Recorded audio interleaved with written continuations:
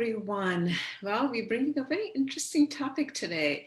It's called Healthy Weight and Healthy Heart with Natural Medicine.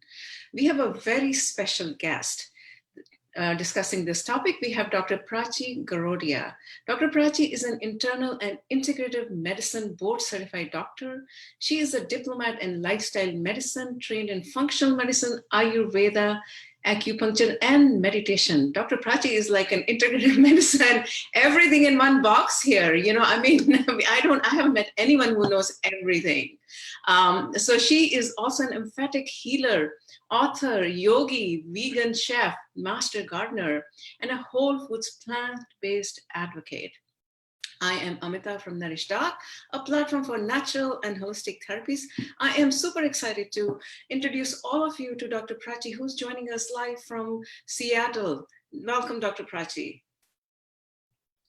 Thank you so much, Amita, for having me here on this beautiful platform. And thank you to all the listeners from all over the world who are joining in.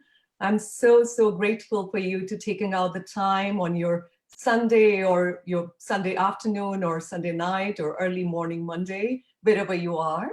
And just a correction, we are based in Southern Oregon, which is Ashland. Oh yeah, in the beautiful Pacific Northwest. It's really, really pretty here, and I'm so thankful and grateful to be here. So let's go on. And obviously the sorry state of medicine and American health. Most of the Western countries are in a sorry state of health, unfortunately. And we've realized that, when the COVID pandemic broke out, how broken our health status is and the health system is. So, for example, in the US, where we are based, there has been more than 1 million deaths till now. And my heart goes out to everybody who's suffered themselves or they have lost a loved one. So please accept my love, blessings, and peaceful prayers. But that also brings us to another topic about the pandemic, which we have been ignoring for all this while.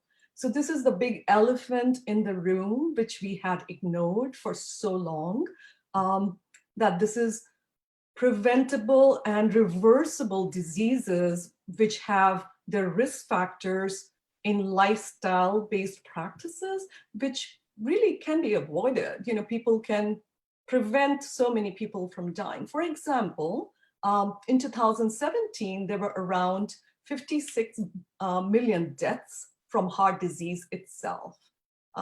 56 million deaths total. And out of those, 1/3 were related to heart disease. And in the US, it kills approximately, 650 plus 100,000 of people. So the second one is cancer, even though cancer sounds very ominous, but heart disease is the major killer in the US. And then followed by other lifestyle and diet-related practices like stroke, chronic lung disease. A lot of those are directly related to preventable causes and risk factors. And today's topic, we'll try to cover as much of the things we can do to help reverse that. So talking about preventable diseases, and so what is preventable diseases? Preventable diseases are causes of death related to risk factors which could have been avoided. So in the little blue graph, you can see that 34% of the heart diseases, they were potentially preventable. In fact, there have been several studies like the InterHeart study, which has shown around 52, which was enrolling around 27,000 patients across 52 countries. And they showed that there was a significant risk reduction if everybody followed the 9 lifestyle factors, which included, besides the risk factors, it also included lifestyle practices like not smoking, not drinking alcohol, eating more fruit and vegetables, exercising frequently, stress managing, and certain other disease-related risk factors like hypertension and diabetes. central obesity, all of those will lead to 90% reversal of preventable diseases, which is amazing. Like, for example, in the preventable causes of death, and this statistics is a little old, 2000, around 15, smoking, overweight and obesity, alcohol, all of those are very significantly related to preventable deaths. And overweight and obesity will include factors like diet and exercise. So go on to the next one. So just because the topic today is more about focusing on the heart health and heart disease, cardiovascular disease is the #1 killer of adult men, women, and people of most racial and ethnic groups. So there are several ethnic lines which have high risk of cardiovascular disease, either partly due to genetics or partly due to what they eat and how they move. So all of those factors play in that. There are approximately 2 heart attacks happening every minute in the US, 1 per 36 seconds, versus COVID death, which is like, 1 per minute. So, COVID is reaching there, but just for a comparison, we already have been suffering the heart disease pandemic for many, many years now, and that has been completely ignored. And we'll talk about why the reason of ignoring that after a few next slides. The cost is like really, really tremendous. Last couple of years, it has overtaken 316 billion per year. The prediction is tripling by 2030 to more than 800 billion, which is amazing and mind-blowing. And only we can apply some of those costs to preventing things, people will live much happier, much longer, much functional life and much satisfying lives. And then we sort of ignore that what the heart condition could be contributing to in women, because we think, oh, heart attack only happens to men. Typically, that's the thinking. But heart disease is actually the #1 killer of women too, more deadly than all sorts of cancers of women combined. So for example, breast cancer lies to around 6th or 7th on the risk of mortality or the cause of mortality for women. And 90% of women actually have 1 or more risk factors, and 1 out of 3 deaths is related to heart diseases in women.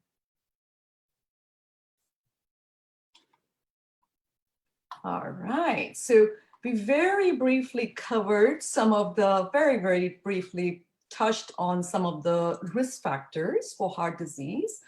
The heart disease is also sometimes known as a silent killer, along with hypertension. So for example, heart disease kills 1 out of people very silently, and the first, you just get a heart attack and you drop dead. So that's pretty serious. And we really need to see what we can do to prevent that from happening, not just in us, but in our loved ones, our family, our community, our friends, because we'll also learn about social connectedness, and we're all connected. What affects another family, a good friend, affects us psychologically. So we'll talk a little bit about obesity and what we can do to help mitigate the risk. Definitely, substance abuse is a big issue with creating inflammation and nutrient depletion, even changing your genes, causing mutations, along with a lot of toxin exposures. So for example, smoking and alcohol and other drug abuse comes in that. We will talk in detail about abnormal cholesterol levels and the ratio and other inflammatory markers shortly. I'll explain more about what is cholesterol, what's the use of it, and what's the not so good effect of it if it's very high. If there's a family history of heart disease, obviously your risk raises because of the gene part, but the the catch here is genes are not your destiny. It's what you do with them is your destiny. So you can actually change what your destiny is by playing on the epigenetic factors, which is the environment surrounding the gene. And in that, we will cover a lot of pillars of lifestyle medicine, including nutrition, stress management, proper sleep, and all of those. Hypertension is an independent risk factor, just like diabetes is for heart disease. We briefly covered that. And there's a lot of interplaying factors in obesity, hypertension, especially central obesity and diabetes. Sedentary lifestyle is actually getting pretty close to being a risk factor as high as smoking in all causes of death. And there have been several researches which have been out proving that. Chronic stress is the understated problem lying all of these risk factors causing the diseases of the modern society and modern living. And so chronic stress causes approximately around 70 to 90% visits to the ER or to the hospital or to the doctors. But we totally overlook that, and we only look at the end result, the disease which is caused, rather than looking at the root cause of the disease. So hopefully after this talk today, you will have a little bit more awareness of what to do and what to look for and what are the steps you can take to help heal some of those missing factors in your path to optimal health. And in the end, elevated level of stored iron, especially the heme iron, which is obtained from animal products, and certain genetic conditions like hemochromatosis, where iron is deposited in the muscles and does cause high risk of heart disease. So this is hypertension risk factors, and because heart disease is so closely interrelated to high blood pressure, very similar pattern of risk factors, except, obviously if you eat too much salt, drink too much caffeine, all of that has a direct impact on how your arteries are relaxed or dilated, which is an ideal form, or they are very tight and constricted, or you're retaining too much fluid in the body, which is putting a strain on your heart to pump efficiently and effectively. All right, so now we move to the meat of the matter here, which is, what is cholesterol? I mean, people obviously think cholesterol is all bad. No, that's not the case. Cholesterol is something which is actually produced by all animals naturally. The caveat is, if it goes too high, is that, and depending on the type of cholesterol, for example, on the bottom it's shown that HDL is the good cholesterol, LDL is the bad cholesterol, triglycerides is a combination of fat and sugar molecules, and that's the total cholesterol score roughly. There's VLDL and all of those all of those other ones which are minor contributors. So it depends on what's the number of the cholesterol particles and what's the size of the cholesterol particles, which plays a role in how bad they behave in the body. So cholesterol is a very essential, performs a very essential function in all beings, including forming cell membranes, aiding in digestion, developing hormones. So without enough cholesterol, like you won't make enough vitamin D converted in your skin, and adrenal hormones will be impacted, your sexual hormones will be impacted. So all of those are dependent on sufficient cholesterol production. But what happens is we end up adding more and more food-based, animal food-based cholesterol, and that's when the trouble comes in. When the liver is already producing its own, now it's being dumped with too much, so it doesn't know what to do, And then in the next slide, we'll probably see what actually happens when the cholesterol gets out of control, the level gets really elevated, or the bad type of cholesterol increases, the LDL, which is the bad cholesterol, particle size is small and very high in number, and that causes trouble. So there is a plaque. So in the beginning, there's a cholesterol layer being formed on the inner side of the arteries. The body actually wants to remove those cholesterol particles, so it sends its own immune cells called macrophages, and the macrophages starts taking a bite of those cholesterol cells, cholesterol particles, and removing it away. And they don't go too far, they just deposit it under the artery lining. And that's how the plaque builds up. So the circular artery, which should be open and clear, it starts building up layers of cholesterol, which narrow the area where the blood can flow from. So as a result, when you start walking, the blood circulation is not sufficient to supply nutrition to the muscles and arteries, the smaller capillaries, and then the tissue starts hurting and getting really, really in oxidative damage. And finally, if the layer builds up so high that there could be death of the heart tissue due to blocked coronary artery, or in the next slide, we'll see how there could be a plaque built up with a fibrin cap, which is like a little cap, which is unstable. And in the next slide, we'll see how this is a progression of how the fatty streak starts building up. And people think, oh, I'll be good till like when I'm till age 35, 40, 50, 60. It's very surprising and it's pretty sad to see younger kids in their first decade actually developing those fatty streaks. That means depositing of cholesterol.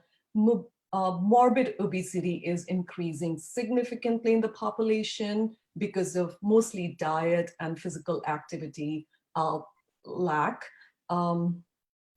So by the time you hit your second and third decade, you actually have moderate amount of heart issues going on. And some people are symptomatic and some people are not. And the ones who are not symptomatic are the ones who risk that danger of immediate or sudden death. The one who are symptomatic obviously go to their doctor, get it checked out with different labs and different workup, including cardiac cath and all of those testing stuff. So by the time you go to the end of it, it's like the plaque is ruptured. There's a cholesterol, inflammatory material in there. So the body is trying to protect yourself by forming a clot. And within few minutes, that artery can completely block out. So even if your blockage to begin with was like 50% or 60 or 70%, because of that sudden plaque rupture, you can end up having a sudden heart attack within a matter of minutes.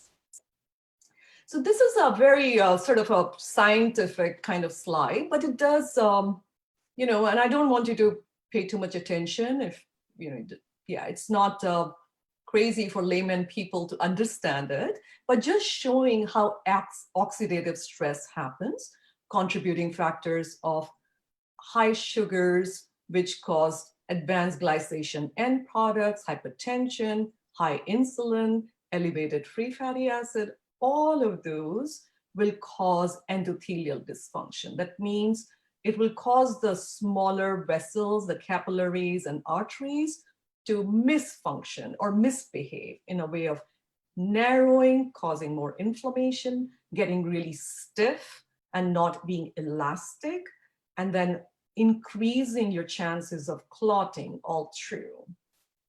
All right, so we'll move on. Let's see. Good slide. Yeah, so that's a little break joke. Just wanted to throw it in.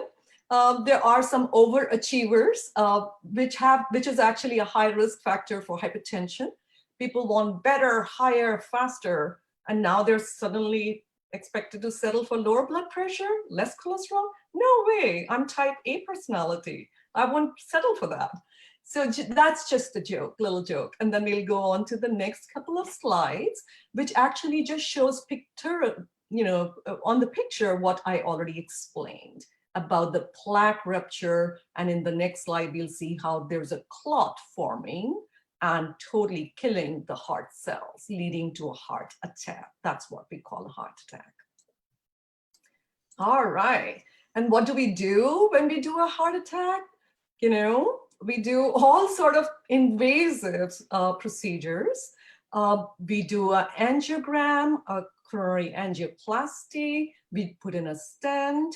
Or if it's really bad and there's extensive blockages of the artery, we actually open up the chest, take out the heart. I mean, not literally take it out, sort of isolate it, take out the strip of arteries and veins from your legs, mostly veins, and then put them in and do a lot of bypasses.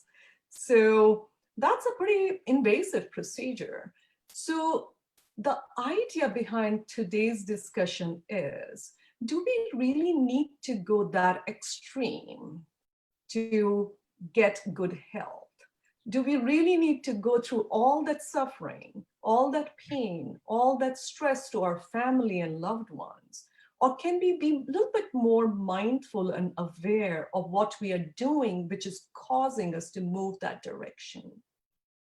So basically what it does, it brings the responsibility a little bit back to us from this modern thinking of depending on an easy pill and just wanting all things to be fixed. And if we don't change our diet, lifestyle, sleep, stress habits, despite getting all of those surgeries and stents, surely, there's a lot of cardiologists. They're so busy because of the business we are giving them. By just continuing doing the wrong things or not so ideal things, the risk factors, which have brought us here. So we'll talk a lot more. And there's been amazing research on it.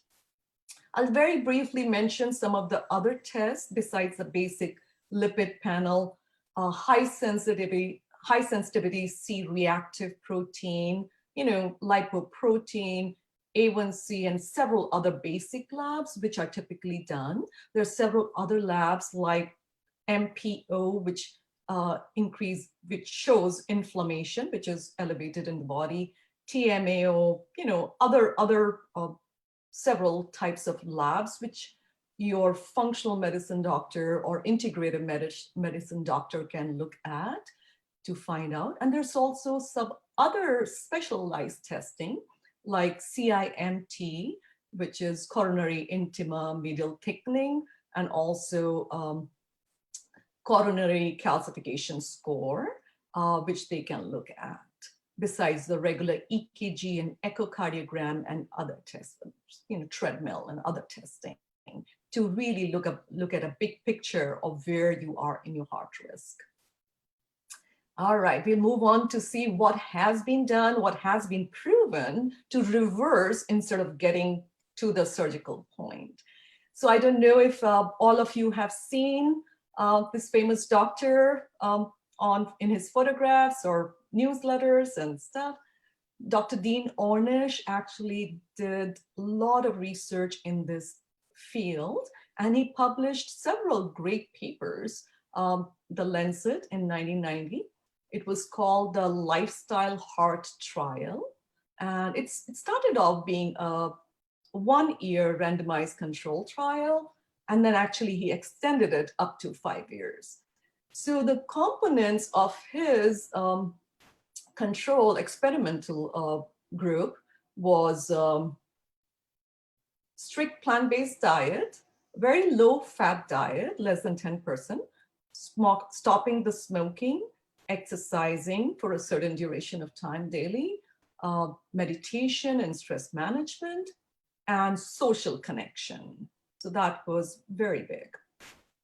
So within a year, 82% of the experimental group patients had regression of disease. And after 5 years, there was further like complete reversal of disease in several of those patients. And all of those studies are available online for you to refer. I won't, overwhelm you with too many numbers right now, but this has been shown, and he has written several great books, and his lifestyle heart method is actually approved by Medicare to be provided to patients who want to reverse their heart disease, along with Dr. Pritkin's method. Another great doctor, Dr. Esselstyn, he has worked really hard on this. You might know the China study. Journal of Family Practice, published in July 2014. He took around 200 patients, and the diet intervention was completely free of any animal products, including fish, meat, dairy, and any added oils. So natural oils in the food, like some nuts, avocados, olives, all of those were fine, but no added oils on top. This study followed people for around nearly 4 years, 3.7 years. And out of the 89% participants who followed the diet, significant amount improved their symptoms. And there was 22% complete reversal. And you can see in the angiogram photographs on the screen here, number A section on the left side is the diseased artery. And the number B is the same person, who has opened up his arteries amazingly. Similarly, in the other photographs, both on the top and on the bottom, there's similar reversal and regression of disease. And there's been multiple studies like this. So feel free to research the internet to look at reversing heart disease using diet and lifestyle. All right, so I have been working at the institution, the VA in the US, and they have adopted a beautiful approach to health, which really focuses on what matters to patients and what matters to you as a person. And whatever things I'm saying today, these are all my opinion and not related to any institution.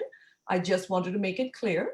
The ACLM, which is the American College of Lifestyle Medicine, definitely promotes all of the 6 pillars of health, which we'll talk about shortly. But let me just review this in detail today, because very, very essential that we as a person or a patient, we get awareness, get educated, get empowered and equipped with skill sets to take really good care of our health.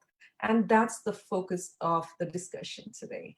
So there are me in the center with mindful awareness. So all the time we have to work on being aware of what we are doing and what we can do to find or reach what really matters to me or what brings me joy.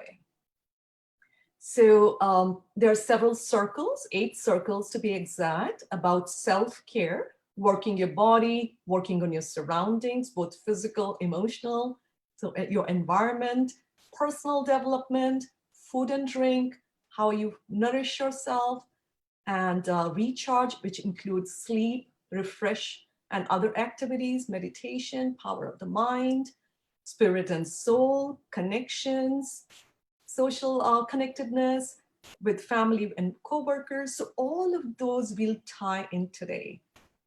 Outside that circle is the professional care. That means that's where the healthcare doctor or nutritionist or social worker or physical therapist comes in, and they play a role in guiding you and leading to you to the next place. But it's one person, you yourself, has to do most of the work to have long-term effect. You can't just depend on the doctor to prescribe you pills if you don't want to work on your food and drink or want to get active or take care of your stress.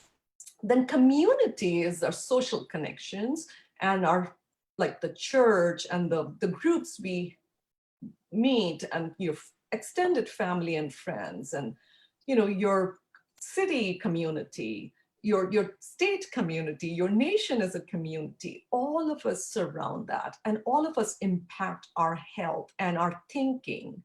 So that is a very big impact, and that's called whole health approach. So we'll go on to the next one, next slide, and review a lot of the 6 pillars of health, which lifestyle medicine talks about. And this is a nice, colorful poster of what they have posted on their website. Healthful eating of whole plant-based foods, increase your physical activity. And we'll touch on each pillar very briefly in a couple of slides going forward. So let's move on then to go a little bit deeper into each of those pillars of health. So for nutrition, really, if you start looking at food as your medicine, that really changes your relationship with food.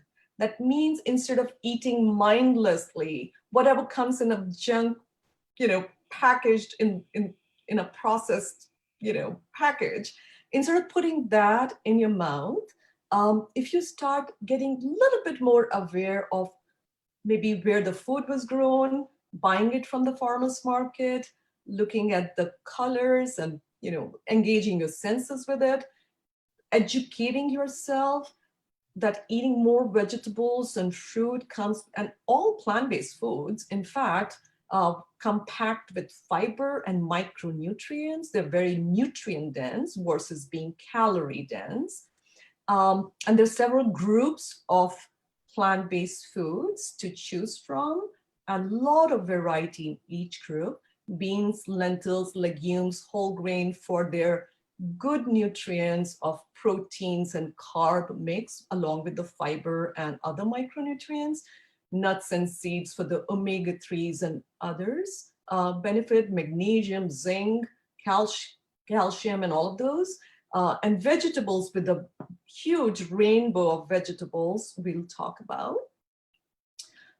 Substance abuse, we already talked briefly about, quitting smoking and alcohol and all of that. And we'll focus a little bit on why. Sleep, lack or poor quality sleep will really strain your immune system. And that's so important, especially in today's time with COVID, that if you're not sleeping well or if you're stressed, your immune system really takes a dive. So it's very important to not risk yourself for that. And so we'll continue on the next few slides covering the nutrition part, which is very important. And just by looking at, the difference between the life, which you see in that plant-based platter of food, and then looking at the stagnation, even though they have tried to throw in a little bit of color, but looking at the dullness and, not in a variety of color in the other side of the food. So I would highly recommend eating the rainbow as fresh as possible, because it'll give you the high fiber. Also, eating with mindfulness is very important. And I typically review that and coach my patients on mindfulness practices, whether it's mindfulness in walking or before sleeping or eating, which is really, really important, because that also touches on the emotional part of the eating and the emotional craving and food cravings which you have. We'll transit to the other one. Yeah. So what America eats now is a pretty sad diet, literally. It's called Standard American Diet, and it's literally very sad. That makes you sad to look at it. But what we can transition to, even baby steps, step by step, is adding a lot more colorful and vibrant and full of life plant-based foods to your diet. So the packaged foods will also come with a lot of sodium, salt, oil, sugar, and other additives and preservatives, which are really toxic to your body and actually can cause weight gain and resistant weight gain, preventing you from losing weight. While the whole food plant-based diet, including a lot of vegetables, fruits, beans, lentils, nuts, seeds, a lot of hydration, will help you detoxify and flush all of those out. So ideal, the goal should be at least half a plate of fresh vegetables, fruits on the side, 1/4 of your plate of complex carbs, whole grains, and then 1/4 of the plate of plant-based protein sources like lentils, beans, nuts, and seeds. So I would also remind people not to look at food as carb, proteins, and fats. I'm just giving an example because a lot of people look at just the macronutrients and not the wholeness of the food. So that's my suggestion, to shift over to the wholeness. The next slide will be a bigger picture of what we talked about, so I'm not going to spend too much time, but adding herbs and spices, and I will talk very briefly about herbs and spices later. So for example, especially for heart health, so things like ginger, garlic, cinnamon, all of those are very good for improving and boosting your metabolism. There are other specific herbs which can be used. For example, hawthorn berries, they can be magnesium supplements, or foods high in magnesium are very useful for helping with blood pressure. Similarly, for heart disease, there are ayurvedic herbs like arjuna, punarnava, and very specific herbs. The caution which you would have to take besides eating food-based herbs and spices is try to get consultation first with a certified, practitioner before you start experimenting on yourself, because I would not recommend that you take any of the things which I'm telling as medical advice. This is just general awareness recommendations, and these are not meant to be prescriptions or medical advice. And then also planning ahead, planning when you are eating out or traveling. So having all of those backups in your, you should be ready for all of those. That makes for successful, adherence to the lifestyle of diet. Setting smart nutrition goals. And we talk a lot about that with my patients when I'm coaching them, asking them motivational interview style questions. So SMART goals is specific, measurable, attainable, realistic, and time connected. So we'll go on to the next. Like for example, for specific nutritional goals, you can make, I'll start adding a plant-based diet every Monday for the next 4 weeks at lunch. So that's a very specific, time-bound, measurable goal. So I would highly recommend you keep a food journal or diary and then make certain SMART goals, and you can involve your family members, your kids, your friends for support. Similarly, we'll jump on now to physical activity, and we'll save all the questions till the end. I know there might be several questions. So the recommendation for adults 18 to 64-year-old is 150 to 300 minutes of moderate intensity, which includes walking, other normal activities of daily living, 75 to 150 minutes of vigorous intensity, like jogging and hiking and dancing. All of those are cycling, vigorous intensity. But moderate intensity is yoga, stretching, anything which is making you move decently enough without having you.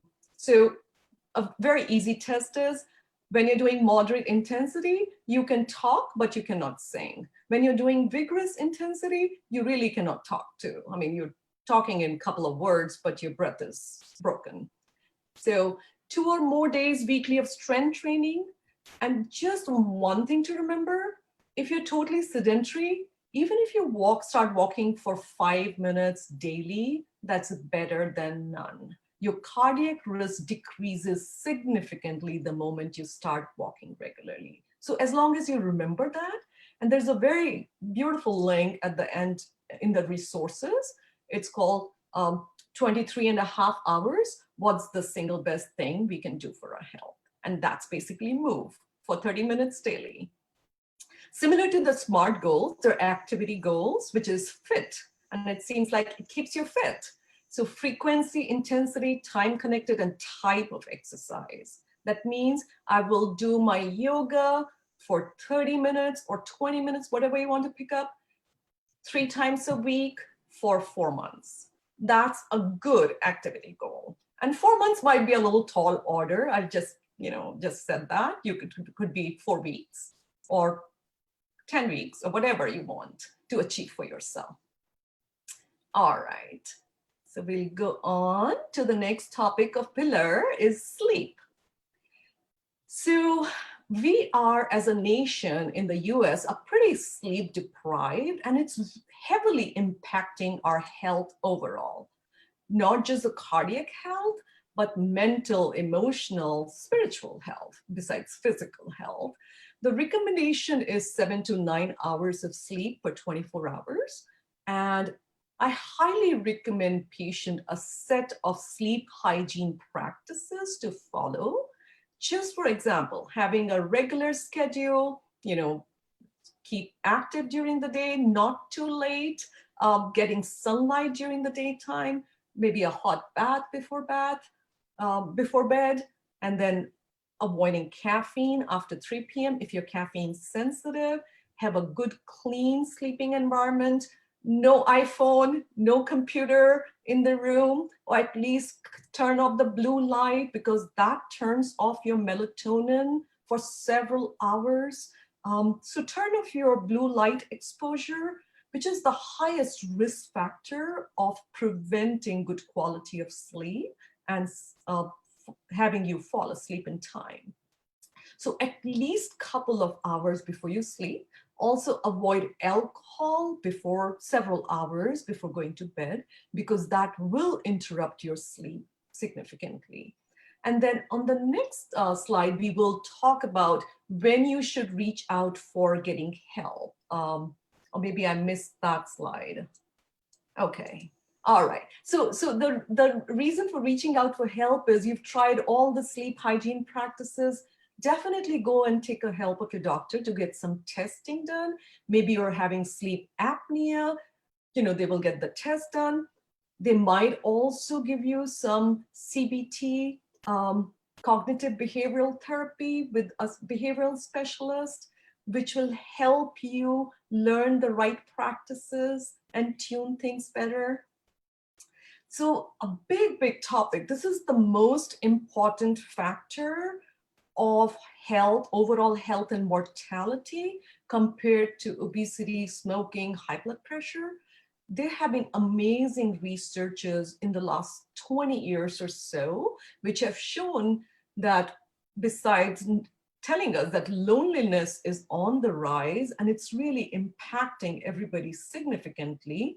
In 1985, only every American only had 3 confidante people. In 2004, it dropped to 0. That means they did not have anybody whom they could feel comfortable sharing things with.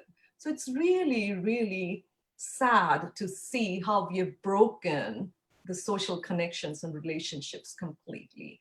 And social media has a lot to contribute to this ill, even though we are learning things today on the benefits of social media, but if you let it get into a monster, it can really turn into a bad monster.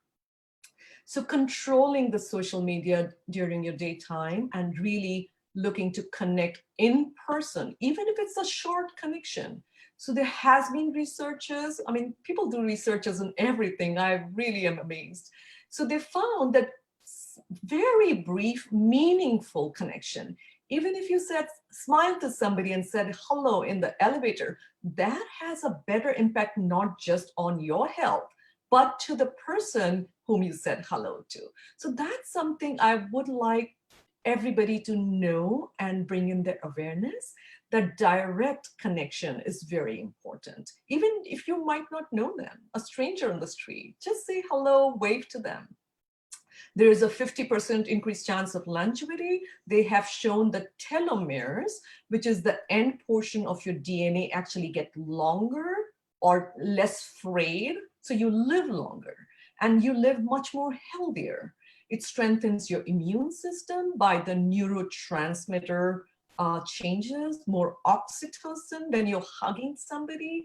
That has so much of beneficial effect on the body. Both yourself and the person you hugged. Watching a social good deed being done, like, paying for somebody else's coffee, not just helps the person who did it, the person who received that kindness, but people who watch that act of kindness, that is amazing impact in their health. And there have been researches on that. Definitely it lowers your level of anxiety, depression, improves your esteem, improves your confidence, because the more positive your interaction is, the more self-esteem and confidence builds up. You also get more empathic to others. Really, really helps you open up and connect to everybody as other human beings who are suffering in their own cells. And if there's something you can help, it really, really helps elevate that connection. All right, so hopefully you'll take some time out and say hello to somebody and reach out on the phone, maybe on the social media, but preferably on the phone, or just wave in person. So several other things which we'll cover in the next slide will be how to take care of improving your social relationships. We already talked about that. Sharing new experiencing, having goal buddies like walking buddies or cooking buddies, or sharing dishes and recipes. Be there caring for people who need you, taking care of your elderly parents or grandparents or young grandchildren, being flexible, supportive, and excited about what others are doing rather than being just self-centered. So when we turn just self-centered, we start blocking all of that connection and we break that. So good idea to open up and reach out and be genuinely curious and interested in other people's lives and health. All right, let's go on to the next topic, big topic, which everybody is experiencing right now, one way or the other, and that's stress. And obviously it's been prolonged enough that for most people, it's not turning into a happy stress. There's good stress and there's bad stress. So good stress happens when there's like a deadline to meet. You have an article coming up, you need to, talk to your boss, have a project ready, couple of weeks, and then you're done. The bad stress is when there's constant stress from work, relationship, bad food, no exercises, poor sleep, not having enough fun in life, just, all work, no play, no self-care, no, taking good care of yourself, and not being able to follow the meaning or purpose of your life. So there's several things which you can do: dancing, music, spa, exercise, yoga, meditation. Being in nature itself is very healing. And actually the Japanese promote that. And we'll talk more, but I think we might want to cover several other slides too. So we'll go on to the benefits of yoga and meditation. So we all know that stress is the reason for 90% of hospital visits and craziness and what's going on with the diseases and health issues. Mindfulness is actually an answer to that. So there has been amazing amount of research of thousands of articles in the last decade or so, and it's exploded. The science of neuroplasticity has shown us there's so much of brain changes, including the size of the brain, the way the brain's areas talk to each other, the way people with paralysis can recover by pursuing mindfulness and other practices. So not just benefit physically. So we're talking about the physical yoga asana, which helps with the circulation and brain circulation, memory, and all of that. We're talking about actually improving the functional quality, helps you relax, improves your self-esteem, improves your sex life, boosts energy, flexibility, calms your mind, decreases anxiety, depression. All of those things will improve. All right. Substance abuse and dependence, people who are ready, they can and will quit smoking, but they have to be ready. And how do they get ready? When the medical doctors or their society or their social circle will encourage them and find out what really motivates them. Like if a person wants to attend his granddaughter's wedding or see a great grandchild, you know that's the motivator for that person. So talk to them with their viewpoint and show them how quitting smoking and drinking will decrease the risk and make it possible for them to achieve their goal. So in regarding to any kind of addiction and dependence, you might have to take treatments repeatedly. So please let the patient and the person know and yourself realize that do not take it as a failure. Know that there will be several approaches and several attempts, and you will succeed in the end. And there's so many organizations and help available in the medical settings because everybody knows like what alcohol and smoking were touted as the best panacea of all maladies, past like 30, 40 years back because of the food and drug industry. Now all of that is reversed. We know that these are grade A carcinogenic. That means they cause cancer besides other medical issues. And it's very important for us to quit as a nation. All right, we'll come up to a recap really fast.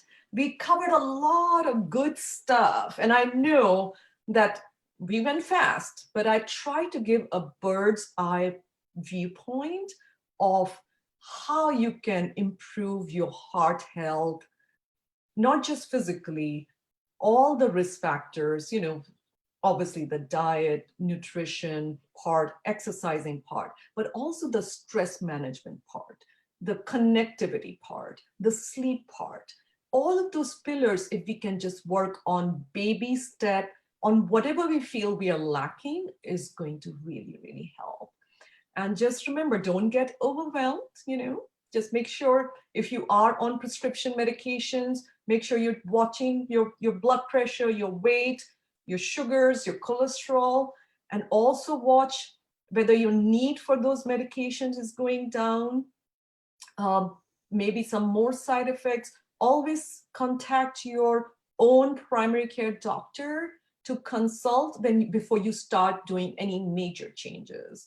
Some people are, brave and they say, oh, I'll do it on my own. I would highly recommend, especially if you're on medication, definitely work with your, doctor. And then in the next slide, there'll be continuing recap. And after that, we'll welcome all questions regarding food and other things. Definitely garlic, ginger, rich foods, cinnamon, all of those are great. Cloves, cardamom, saffron, all of those. Foods high in vitamin K, which are the green vegetables and others, potassium, magnesium, vitamin C, zinc, all have shown to improve your heart health. Right spices and herbs really, really help with the antioxidation potential of food. That means they decrease the capillary oxidation and really, really help. So we're coming to the close, and I think the last slide is the mother of lifestyle medicine practices, which is Ayurveda, which is the ancient, holistic, whole person, personalized medicine in thousands of years back. That's what I want. That's what they said. When diet is wrong, medicine is of no use. When diet is correct, medicine is of no need. So that's something I want everybody to carry home. Thinking of food, diet, lifestyle as medicine. All right, and these are the resources. And then after this, we'll just open up the panel to questions if you have any. And please feel free to post your questions in the messages below. I will be happy to post answers if you're not able to address your questions today. Sure. Well, we are open for questions. Thank you so much, Dr. Prachi. It's amazing, amazing. And I love the way you combined some of the Ayurveda herbs and also told us the evidence behind each and everything. And, specifically with Dr. Dean Ornish, who's done so much hard work and proving that 82% of the people actually improved and reversed their heart condition. It's amazing. So we are open for questions right now. I know we are almost at the hour. So let's see. Okay, so someone is asking, can certain medicines affect heart? Yes, so definitely. Yeah. And thank you for asking that question. Very good question. So some medication actually have a negative effect on the heart. There are some cardiotoxic medications. Obviously chemotherapy has very strong effects on the heart, but things like steroids and NSAIDs, which is anti-inflammatory, can also irritate your heart, kidneys, and other organs. There's several medications which can impact the heart. And they can also impact the nutrient absorption in your body. So for example, some medication can prevent your body from absorbing enough magnesium, zinc, vitamin B12, and other nutrients. Got it. We have another question. Okay, a couple of questions coming up. One is, do you have any resources you recommend for learning more about Ayurvedic practice? We have done so many sessions, but I'll let Dr. Prachi answer this. Yeah, totally. I know. Well, that's an amazing question. So we are actually, as a lifestyle medicine doctors group, this was a hot topic of discussion. So several of our colleagues took up as a challenge, and we are actually designing a study using ghee and seeing the effect on body and, the functional aspects and the labs and everything. So keep a watch on that. But there are several studies just separately on ghee and the benefits. And Ayurveda looks at the energy of food rather than, just dry numbers and, what's been proven. So there are several types of patients' imbalances which actually will benefit from a certain addition of ghee, especially medicated ghee. If there's a significant pitta and vata imbalance, for example, most of the heart diseases are actually, I forgot to mention, are more kapha and vata imbalance. So there's too much rather than too less. And that's why the plant-based diet without adding oil is actually good, because it's a type of reducing the excess in the body. But unrelated, there are certain patients who are very, very high fire and wind imbalance in the body, or they have certain diseases which are rooted in that imbalance. They will benefit from ghee. Yeah, so it's not like we can't make, so Ayurveda was all about making individualized recommendation and not box recommendation to everybody.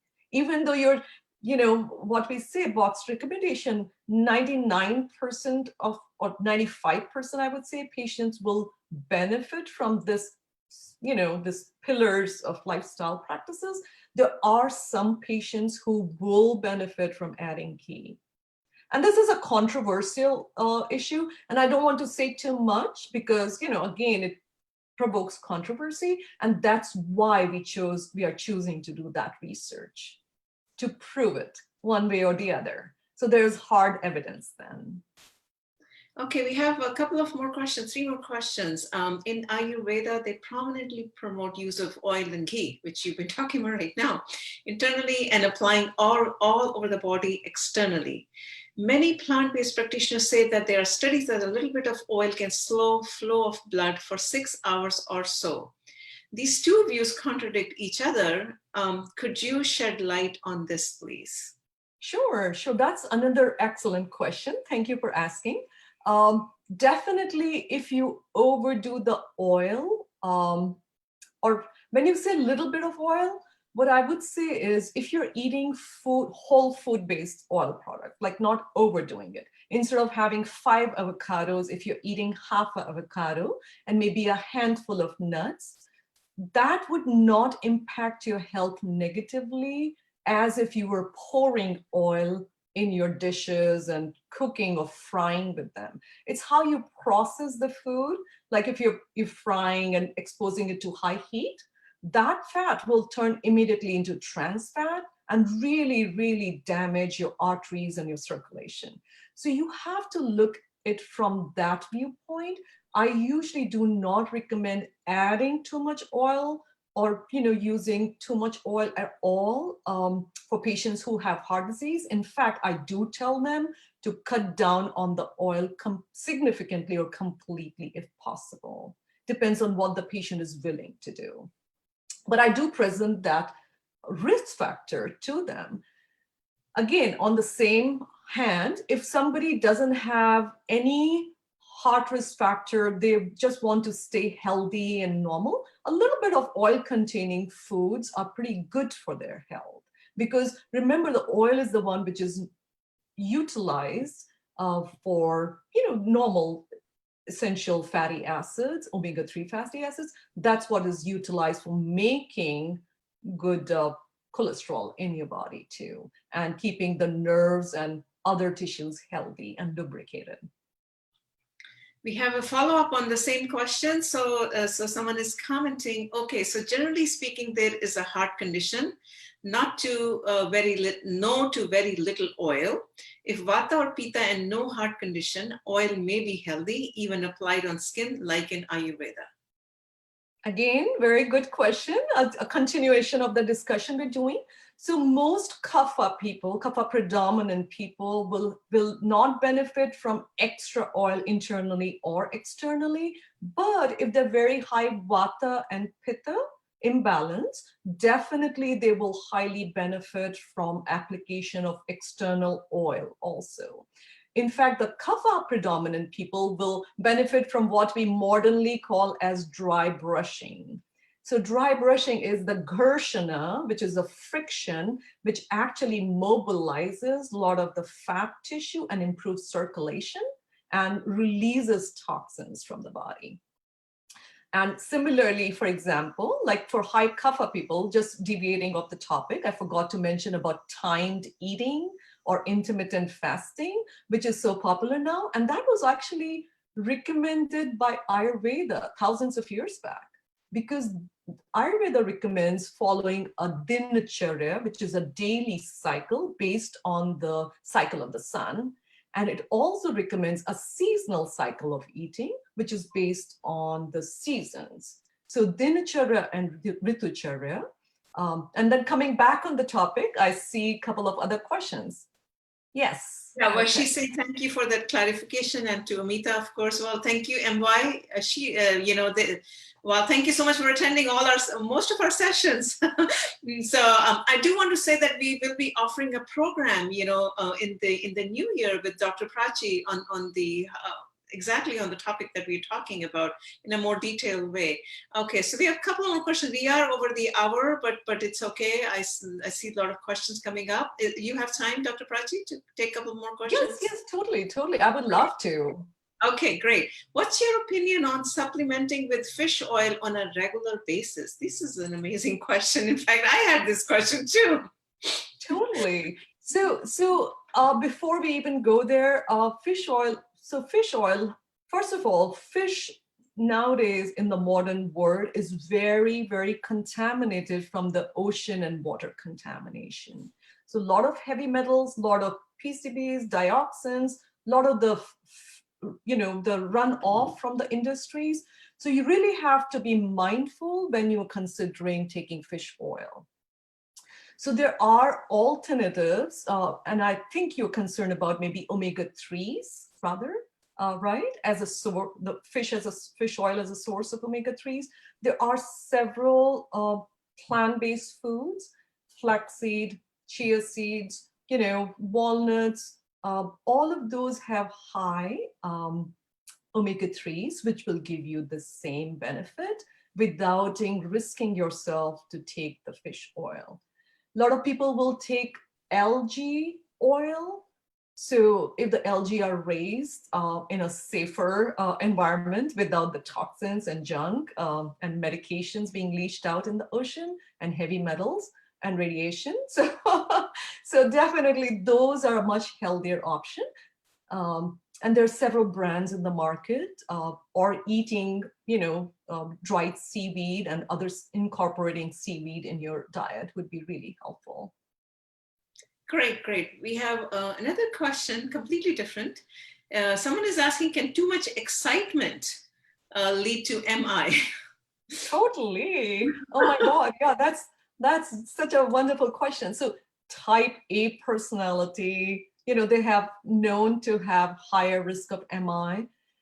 Too much excitement in the way of both positive and negative. So people who had a real shock in their life, which is a negative excitement, they actually have sudden heart event, which is known as Takotsubo carditis, myocarditis. That means they had a broken heart, and that's a Japanese term, Takotsubo, depending based on the doctor who diagnosed it in Japan.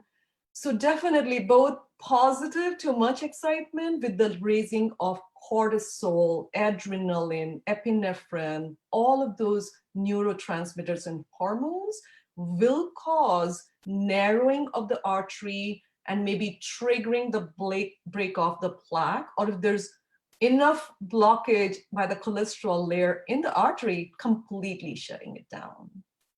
And that's why the caffeine and a lot of the stimulant things can also lead to the same end result, which is a heart attack. All right. Any more questions? We are 10 minutes over the hour, but we can take one more question if there is, and otherwise we will wrap up this session. Yeah. So I think I read a question which said that there was some question about Ayurveda resources, and yeah, I will answer that question. I asked you that question. Oh, you did? Yeah, I did. I asked you that question on, do you have any resources you recommend for learning more about Ayurvedic practices? Oh, yeah, totally. I'm sorry, I totally missed that question. Okay. But definitely there's a lot of information, both online, and there are several books.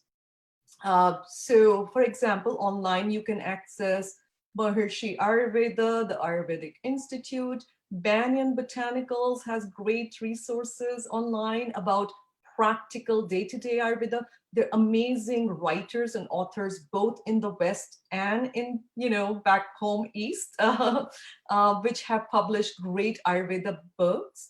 And in home here, there are several, definitely like Dr. Vasant La, Dr. David Frawley, Dr. Saboda. These are very well-known authors here who have put it in the Western style very simply. Yeah. So those will be good. And there's several courses online and several courses, which you can attend in person, both in the US or in the Western countries and in India. India definitely is more authentic and more deeper dive into it. The Western is a little bit of modified for simplified understanding. I do want to add that we've done a lot of interviews on Ayurveda. If you actually go to our website or even our Facebook page, I think we must have done at least more than 50, 60, and these are going deeper into the Ayurveda from disease point of view. Not that I'm trying to say sell ourselves, but I just wanted to say that we've done a lot of work on Ayurveda. We have a couple of more questions. Wow, this is amazing. We normally end right at the hour. Most of you who have taken our sessions, I'm pretty strict of ending right at the hour, but we will take these a couple of more questions. And by the way, we are offering this wellness program, so don't worry that you have to ask all the questions right now. Any recommendation for decreasing risk factor of heart disease for those who are not physically capable anymore due to conditions such as arthritis? So we'll have to wrap up in 2 or 3 minutes. So we have one more question after this, Dr. Prachi. I don't want to take all of your time today, but real quick answers if you can give. Totally. I mean, I had amazing results from patients who were bed-bound or chair-bound. So please do not think that if you're paralyzed or bed-bound, that is the end of it. So what I did with the patient was teach her about the timed eating, teach her about moving her body, the upper body or whatever she could move, staying active. Any kind of activity will contribute to improving circulation and improving your muscle strength and overall hormonal balance, neurotransmitter balance. Working on your diet will be your primary thing besides taking care of stress management. So bringing in all the rest of the pillars, baby steps at a time, working towards your goal so that you will achieve success. Okay, one last question. Could calcification on or around a heart valve be dissolved through Ayurveda functional medicine? You were talking about calcification. You Yes. were talking about calcification. I'm sorry, I'm not a doctor, so you'll have to excuse some of the language I do. Totally, no problem. That happens. That's an amazing question. And it's possible to work on reversing the calcification in the tissues by utilizing the correct diet and lifestyle practices. So for example, eating foods high in vitamin K2, which will modulate and change how calcium is processed in the body, and the excess is removed from the wrong places and it stays in the right places, which is the bones, rather than the tissue and the cholesterol plaque. That can happen. It's a very slow process. You might have to work with a functional medicine doctor by using chelators, and that's a very specific question, so it really has to be evaluated in one-to-one. But I'm giving a very general example. Like chelators like EDTA or others under medical supervision. And then following up your coronary artery calcium score after a year or two, or depending on where the calcification is. So it's a very, very slow process, and I will highly encourage you to consult with an integrative or a functional medicine doctor, because it'll involve a lot more testing and extensive workup and advices rather than just one simple advice. Great. All right. Thank you, doctor. Good to know there is hope. Yes, absolutely. That's why we have Dr. Prachi. There is hope. There is hope. So that is why we are doing what we are doing, to give hope to all of you. So any other last comments and feedback, please let us know before I wrap up. I'll just pause for a second. Any other last feedback, comment, question? Okay. So hope is very, very important. Hope and faith can really turn things around. Not just woo-woo, hope. It actually changes your neurochemistry completely in the mind and body. So there's a placebo effect that when the patient believes that they will get better, they actually get better. So the body and mind starts changing on the energetic level in that aspect. And there's more researches which are needed in this area, but these are all, sort of ancient wisdom being passed to us. Amazing. Someone is saying, thank you for sharing your abundant knowledge and expertise with all of us. Thank you for everybody being here and, just making it so fun and interactive. I'm really, really grateful, and sending everybody lots of love and hugs and increasing your oxytocin and all the good, feel-good hormones. So a lot of love on Sunday and Monday. Thank you. Thank you so much for everyone watching this session.